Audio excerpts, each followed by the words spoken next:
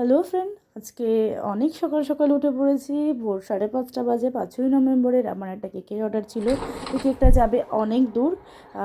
পরে আমি বলছি এটা কোথায় যাবে। তো দেখতেই পারছো আমি কিছু কাজ করে নিয়েছি, সমস্ত ভিডিও করিনি, কিন্তু ছোটো ছোটো ক্লিপ রেখেছিলাম যেটা তোমাদের সাথে শেয়ার করব। হ্যাঁ, কেকটা যাবে কৃষ্ণনগর, সেই জন্য আমি সকাল সকাল উঠেই আগে ডেকোরেশনের জন্য রেডি হয়ে পড়েছিলাম যে কেকটা ডেকোরেশন করতে হবে। তো সেভাবে আমি গোলাপগুলোকে কেটে নিচ্ছি। তোমরা পরের ভিডিওতে দেখতে পারবে যে গোলাপগুলোকে আমি কীভাবে রেডি করে নিয়েছিলাম। দেন তারপরে দেখি যে সকাল হয়ে গেছে, আর এখান থেকে এই মোরগটা প্রত্যেক দিন সকালে এভাবে ডাকে। তো আমি ভাবলাম তোমার সাথে একটা ক্লিপ শেয়ার করি।